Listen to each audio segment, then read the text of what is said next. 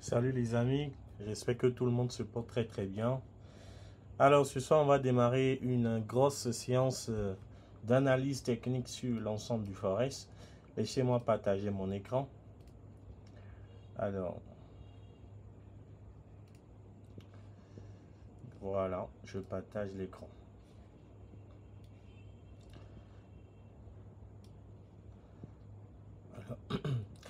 Si vous me suivez, si vous regardez, vous avez l'écran en vue là, levez la main pour notifier si vous regardez, si vous voyez réellement l'écran. Levez juste la main pour notifier si vous voyez l'écran. Il y a Maman Labita qui est là, Adrien Ledoux, Dika, Olivia, Mohamed. Salut les amis, j'espère que ça va. On a passé une semaine intéressante sur l'ensemble du marché. Le Forex nous a un peu déçus. Toutefois, l'ensemble des autres canaux de l'écosystème nous ont permis de faire quand même pas mal de profits par rapport à cette première semaine de trading. Et donc, on va préparer la semaine prochaine avec de très belles opportunités. J'espère vivement qu'on aura un très beau mois, un premier mois de cette année qui sera extraordinaire en termes de profit encaissé et en termes d'éducation. On aura à apprendre beaucoup de choses. Ces séances live d'analyse hebdomadaire, ce sont des séances qui vous permettent d'apprendre. Ce sont des séances qui vous permettent de comprendre les stratégies que je mets en œuvre pour vous envoyer des signaux sur le Forex. Ce sont également des séances qui vous permettent aussi de développer vos propres stratégies de trading. Aujourd'hui, nous allons parcourir pas mal d'actifs, dont notamment quelques paires de devises en euros, en USD et en GBP. Donc, on aura des devises de base comme l'euro, comme le dollar américain et également la livre sterling. Ensuite, à la fin, on va essayer d'analyser un peu l'or en bonus pour vous. Et donc, nous allons commencer cette belle séance avec l'euro USD. Sur ces analyses-là, on aura des setups plutôt journaliers. Donc, ce sera des analyses en journalier sur lesquelles nous allons pouvoir nous positionner. Et je vais vous expliquer, vous présenter un peu, moi, ma vision par rapport à chaque actif, ce que nous voyons et ce qu'on peut avoir pendant la semaine prochaine. Avec l'euro USD ici, nous avons un actif totalement baissier. Quand je dis baissier, c'est que vous avez des bas de plus en plus bas et vous avez des hauts de plus en plus bas. Vous voyez les hauts juste là. Alors, en termes de structure de prix, après la configuration de tendance baissière, nous avons une structure de prix très orientée dans la baisse actuellement, mais qui n'offre pas actuellement une certaine reprise. On ne peut pas supposer que le marché va reprendre sa hausse à partir du niveau actuel. On ne peut pas le supposer. Et on ne peut pas non plus vendre ici parce que le prix était vendeur, le marché était vendeur depuis un bon moment. Donc si le marché vend depuis ces niveaux de résistance là et que nous actuellement on se retrouve sur un très bas, vous comprenez que qu'on ne peut pas maintenant pour nous positionner vendeur à ces niveaux là. On ne peut pas vendre sur des supports. On ne vend pas sur des supports. Et donc en début de semaine prochaine, même si on est dans une structure baissière, nous n'irons pas chercher des opportunités de baisse tout de suite sur l'euro USD. Ce que je souhaite vous dire là, c'est que en début de semaine, au lieu de rester vendeur sur l'euro USD, plutôt patienter un retracement du prix vers les niveaux de résistance comme celle-ci, ou plutôt celle-là. Et ensuite, vous pouvez vous positionner vendeur à partir de ces zones de résistance. En trading, vous savez que on ne vend pas sur un support et on n'achète pas sur une résistance. Par contre, on achète sur un support et nous vendons sous des résistances. Et justement, c'est ce qu'on va respecter ici en termes de principe d'analyse technique. Lorsque les prix reviendront sous les résistances que je viens de vous identifier, dont notamment la résistance autour de la zone des 1.04500 et celle autour de la zone des 1.06350, alors vous pouvez chercher des opportunités de baisse à partir de ces niveaux-là. Voilà, à partir de celle-ci ou à partir de celle-là. Donc ça va être les opportunités que vous devez chercher par rapport à l'euro USD dans la semaine prochaine. Nous allons continuer avec l'euro GBP. L'euro GBP nous a offert une structure assez intéressante, plutôt une structure haussière. Je vous ai fait l'analyse en amont. Alors, l'euro GBP, c'est une hausse qu'on a depuis un bon moment. Maintenant, ça fait quelques jours que le marché a débuté sa hausse. Ensuite, le marché a dû casser une zone de trendline institutionnelle baissière. Donc, cette zone-là que j'ai identifiée là, le prix l'a brisé le mercredi dernier en clôturant légèrement au-dessus du niveau de résistance des 0,83. Ensuite, on a eu des extensions de prix à la hausse avec les deux bougies qui ont suivi. Si on essaie de voir un peu la structure du prix dans ce contexte-là, on est totalement baissier. Et là, on est en train simplement d'avoir une reprise de hausse. Alors, cette reprise de hausse-là, là actuellement, on a brisé la première résistance institutionnelle qu'on peut identifier dans la structure de baisse. Ensuite, vous avez une deuxième résistance qui est juste là. Le prix actuellement a brisé une première résistance. Est-ce qu'on va atteindre cette deuxième résistance vers le niveau des 0,84500? On ne sait pas encore. Par contre, la prévision qu'on peut avoir de suite, c'est que le prix nous effectue un retracement baissier en début de semaine et ensuite aille tout au moins chercher cette résistance-là avant de rechuter. On peut également avoir la possibilité d'une continuation de la hausse vers les niveaux de résistance supérieurs tels que les 0,85 ici, voire même les 0,86 juste là. Il y a également une autre possibilité de réintégration baissière, c'est-à-dire que déjà à partir du niveau du prix actuel, que lorsque les marchés vont ouvrir en début de semaine, que le prix décide de repartir directement à la baisse. Donc voilà un peu l'ensemble des prévisions qu'on peut avoir sur l'euro GBP. Soit le prix descend directement à partir de la zone des 0,84 là et pas directement à la baisse en début de semaine. Soit on fait un léger retracement baissier et puis on repart chercher les résistances vers 0,84 500. Et ensuite la hausse peut se poursuivre comme ça peut. La hausse peut s'arrêter juste dans cette zone là et ensuite démarrer une baisse. Voilà, donc ça va être l'ensemble des prévisions que vous avez par rapport à l'euro GBP. Je précise cette séance-là, suivez-la très bien. Notez des choses. Moi, je vais la poster, je vais l'enregistrer. La séance, elle est enregistrée. Je vais la poster sur ma page YouTube là-bas de l'autre côté. Je ne sais pas si Pierre serait d'accord pour que je lui balance, pour qu'il poste également sur la page YouTube de Winvest. Je vais lui demander. Alors, on ira sur l'euro JPY. L'euro JPY, la semaine dernière, nous a offert une belle dynamique baissière, hein. Très très belle dynamique baissière. Alors, vous pouvez remarquer la formation d'un CHOCH juste ici. Entre-temps, le prix il était baissier. Et ensuite, on a eu une très belle hausse qui a permis au marché de laisser en CHOCH juste là. Nous avons eu droit à un retracement baissier et ensuite une reprise de hausse. La reprise de hausse, par contre, elle est toujours en cours puisque le dernier haut n'a pas encore été brisé. Alors, quand on a des structures comme ça et qu'on constate les corrections du prix, l'oscillation du prix dans des zones comme ça, on peut identifier les prochaines prévisions telles qu'une reprise de hausse ou plutôt une invalidation totale de la hausse et donc une reprise de baisse. Et dans ces conditions-là, quelles sont donc les prévisions que nous pouvons avoir la semaine prochaine? Alors, la semaine prochaine avec l'euro JPY, je le précise, nous sommes en journalier. La semaine prochaine, nous pouvons voir le prix, ou plutôt déjà à partir de l'ouverture des marchés le lundi. Le prix peut rebondir à partir de ce support pour aller chercher le dernier haut donc, de la dernière structure haussière vers les 166 500. Donc nous aurons en tout près de 600 pips à encaisser si éventuellement cette prévision-là, elle démarre à partir de l'ouverture des marchés. Il ne faut pas également oublier qu'il y a un gros support institutionnel juste là. Donc au lieu que la hausse démarre tout de suite, le marché peut repartir légèrement en bas avant de reprendre sa hausse. Ça, c'est la première prévision à l'achat.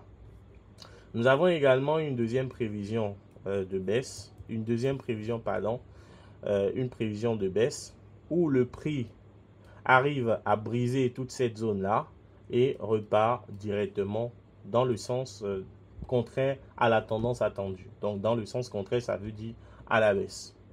Au lieu que la hausse redémarre à partir des supports que je viens de vous présenter, alors la baisse va plutôt se poursuivre. La baisse qui a démarré cette semaine-là, le lundi dernier, le 6, cette baisse-là va se poursuivre en cassant le niveau de support des 160. Le prix va pouvoir poursuivre sa baisse et aller chercher les 157, voire même les 154.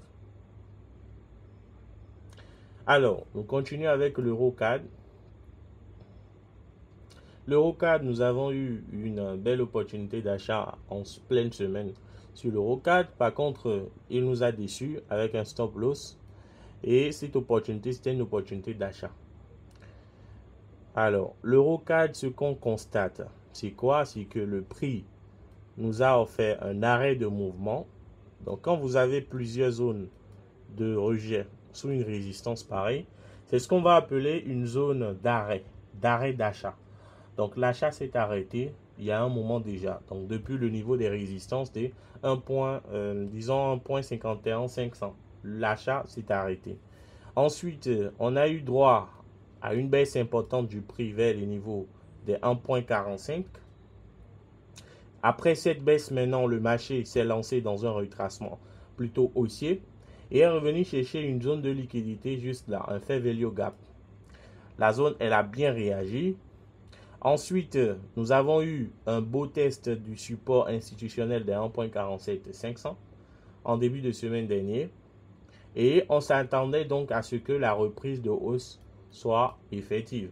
Puisque dans les unités de temps très supérieures, quand vous revenez en hebdomadaire par exemple, ou même en mensuel, vous avez une structure de prix totalement haussière. L'EuroCAD comme l'USD-CAD sont des actifs qui sont dans une structure de prix totalement haussière. On s'attend donc à ce que la hausse reprenne évidemment sur ce genre d'actifs.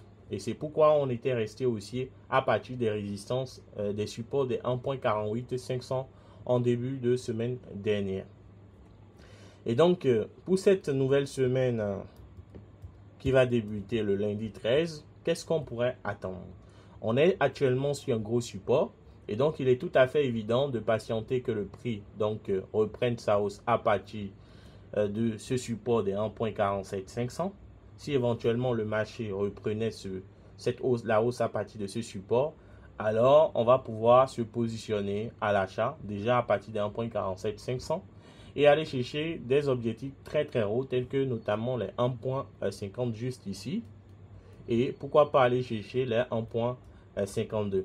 Ça, c'est la première prévision de hausse que nous pouvons identifier sur l'EuroCAD. Je le précise, je vais demander à Pierre si cette séance peut être repostée sur la chaîne YouTube.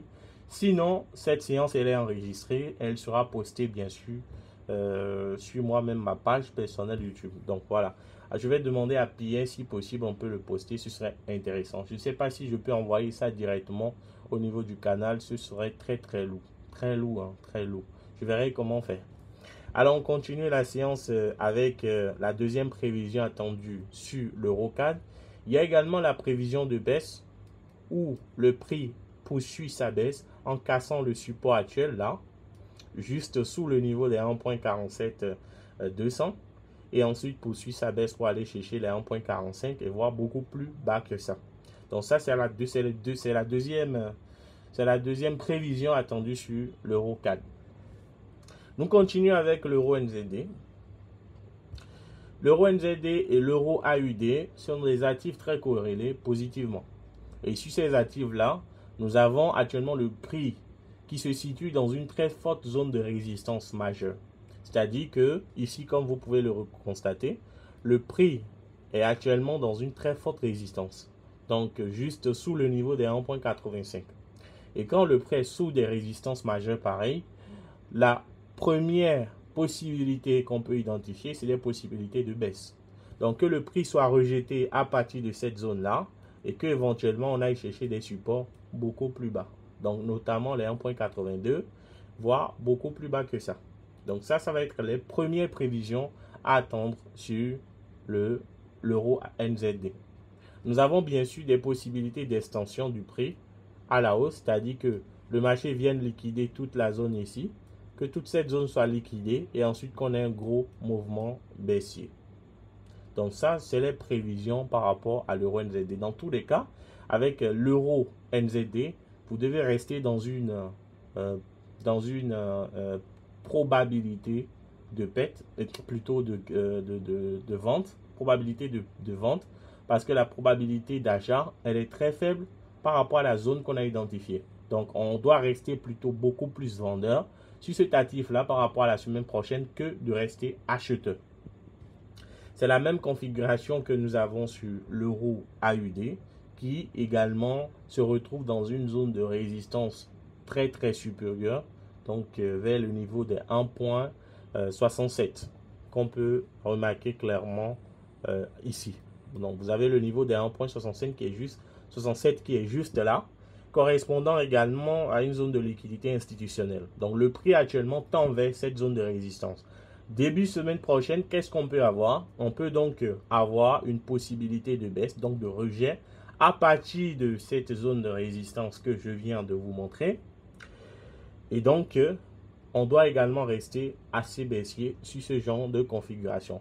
Si le prix ne chute pas directement à partir de cette résistance-là, vous pouvez vous attendre à une extension du prix vers la résistance des 1.68, disons 1.68 à 1.68 avant que la baisse ne démarre.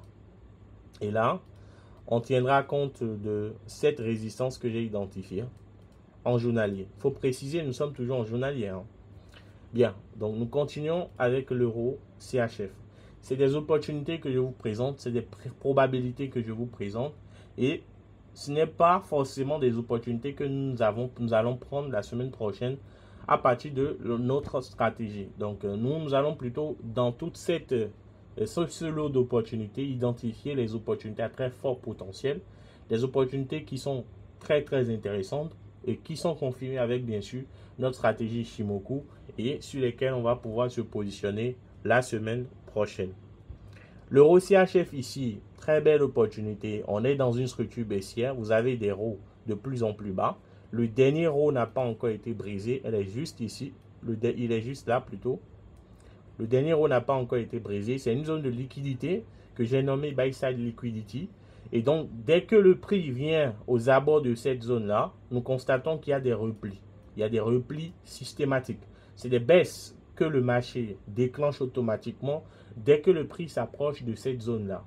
Vous convenez avec moi que c'est donc une zone de résistance très intéressante que le marché pourrait revenir tester en début de semaine prochaine. Et même si nous sommes dans une possibilité de hausse là, le marché peut effectuer quelque chose comme ça. Quand le marché tend à rejeter le prix sous une zone pareille, vous devez plutôt rester beaucoup plus baissier. Surtout que la prévision de structurel du marché dans ces conditions-là, elle est totalement baissière. J'ai précisé qu'on est dans une structure baissière. Et le dernier haut n'a pas encore été brisé. Ça veut dire que nous sommes toujours baissiers. Par contre, vous n'allez pas négliger la possibilité que cette résistance soit brisée et ensuite qu'on ait un retracement et que le marché décolle. Ça va être la deuxième possibilité. Ça veut dire que si vous vendez dans cette zone, si vous vendez ici, vos stop loss là, et que le marché vous éjecte en perte, ne soyez pas découragé. Il vous suffira simplement de patienter que le marché effectue donc ce retracement baissier là, vers un niveau de prix tel que peut-être les 0.94 là. Et là, vous allez vous positionner à l'achat pour aller chercher des objectifs tels que les 0.95 juste ici et 0.96 en haut. Donc près de 200 pips en termes d'opportunités, en termes d'opportunités d'achat et en termes de profit. Nous continuons avec l'USD-CHF. Est-ce que quelqu'un a une question? Si vous avez des questions, levez la main. Je vais vous donner la parole. Vous allez poser vos questions. Levez la main. Je vous donne la parole. Vous allez poser votre question. S'il y a quelqu'un qui a une question. Sinon, nous allons continuer. Alors, ici, avec l'USD-CHF, on constate que le prix actuellement vient d'arriver dans une très forte zone de résistance vers le niveau de 0.91500. Ce niveau de résistance, bien sûr, est un niveau que le prix a testé maintenant. Ça fait, disons, depuis pas mal de temps. C'est depuis le mois de mai 2024. Et le prix revient maintenant chercher cette zone de résistance. Ça veut dire que nous avons une très forte probabilité de chute à partir de cette zone. Donc le marché peut rejeter le prix la semaine prochaine à partir de cette résistance-là. Ce serait donc intéressant pour vous d'aller chercher des opportunités de vente déjà à partir des 0,92 et pourquoi pas chercher un petit 100 pips, voilà, 0,91 ou plutôt à 0,90, vous encaissez tout au moins 100 à 200 pips, si éventuellement le marché respecte cette prévision. Il y a également une deuxième prévision de hausse là, mais que je ne vais pas notifier puisque on a eu une très forte zone, une très forte dynamique haussière. Quand vous avez une très forte dynamique haussière, il faut vous attendre à ce que le marché aille au moins dans une correction baissière. On ne va pas continuer cette hausse-là aussi longtemps que possible. À un moment donné, il faut que le marché respire. Et justement, la résistance actuelle du prix nous permet d'envisager donc une possibilité de pullback, de retracement vers des niveaux tels que les 0,90 voire les 0,89.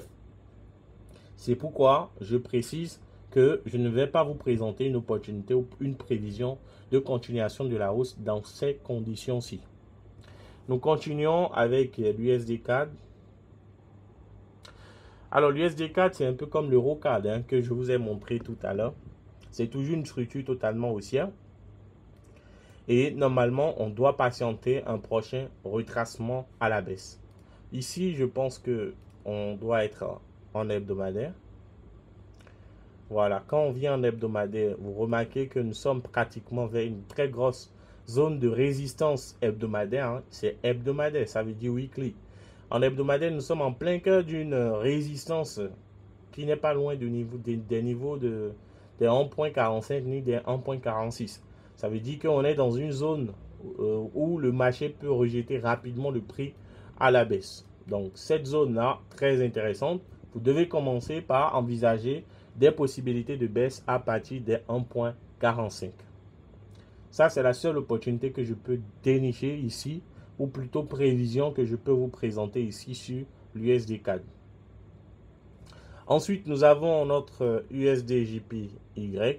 Nous allons revenir en journalier. USD JPY, qu'est-ce que nous avons ici en journalier? Vous voyez le prix qui a dessiné une très belle structure haussière à partir de ce niveau-ci. Donc le niveau des 149 a permis au prix de bien rebondir. Entre-temps, on avait un gros support là. Le prix a rebondi là, direction les 160, voire les 161. Donc direction cette zone de résistance. La résistance n'a pas encore été atteinte.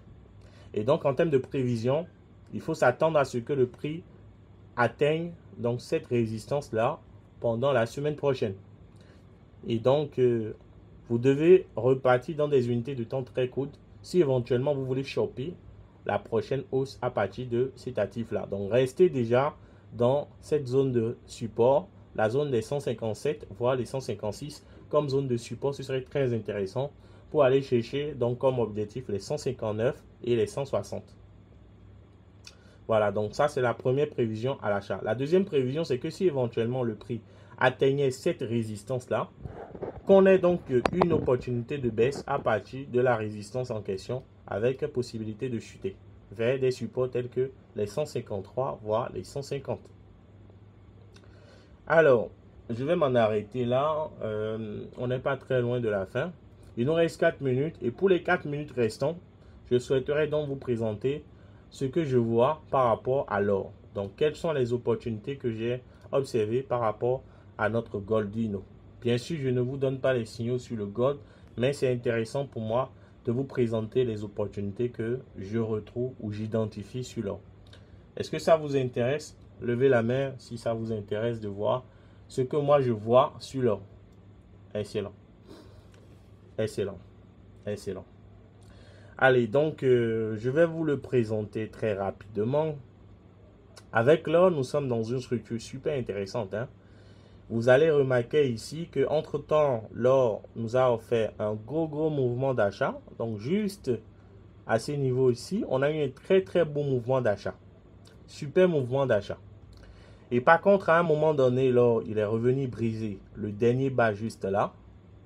Ça nous a permis d'avoir un CHOCH. Donc, ce qui veut dire qu'on est potentiellement en train de retourner baissier.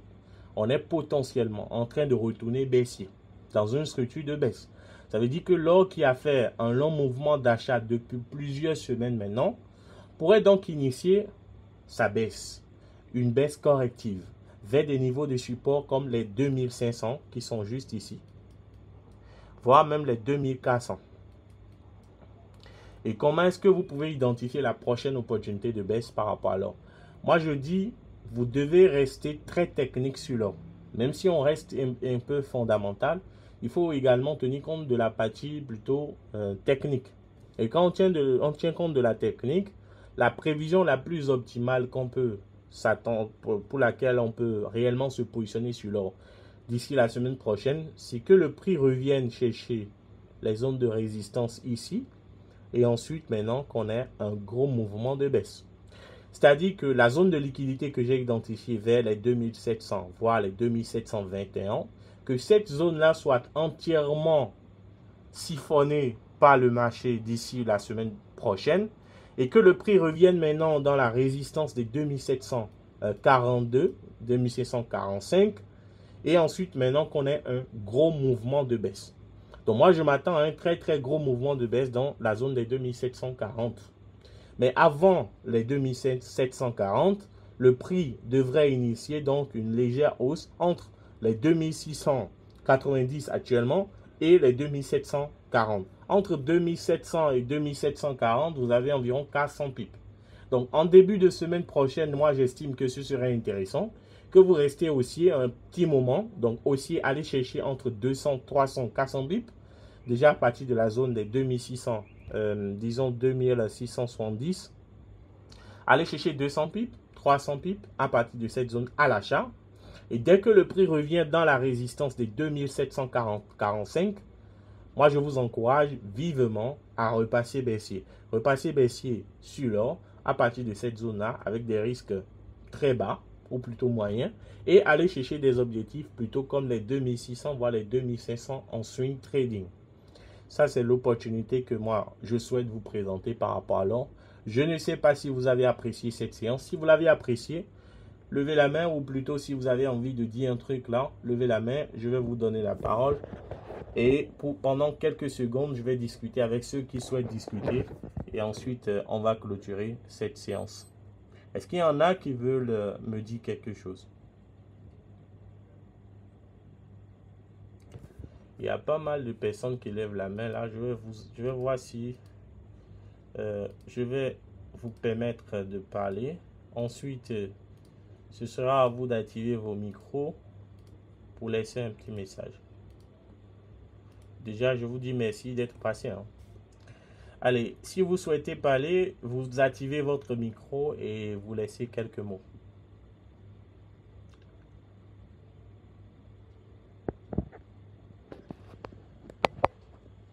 Il y en a qui veulent parler, je ne crois pas. Allez, c'est un plaisir pour moi et ça a été un plaisir de partager cette séance d'analyse avec chacun d'entre vous. David, Adrien, Dika, Mohamed, Mamat, Tisseb. Belle soirée à chacun d'entre vous. Beau week-end. Passez là en famille. Passez le week-end en famille. Prenez soin de vous. Et on se retrouve donc le lundi matin pour de nouvelles opportunités. Merci à toi. Merci, merci. Allez, bye bye Adrien. Les autres, Tissé, Maman, Dika, David et puis Mohamed. À lundi les amis. D'accord, bonne soirée. Et donc, on vient de finir cette séance d'analyse hebdomadaire du Forex. Si vous l'avez apprécié, likez, laissez un petit like sous cette vidéo YouTube. Laissez un petit like sous la vidéo YouTube. Abonnez-vous. En description, vous avez le lien pour rejoindre notre canal Telegram public. Voilà. Et également une offre promotionnelle pour ce mois de janvier pour rejoindre l'ensemble de nos canaux. Et les amis, on se dit à la prochaine.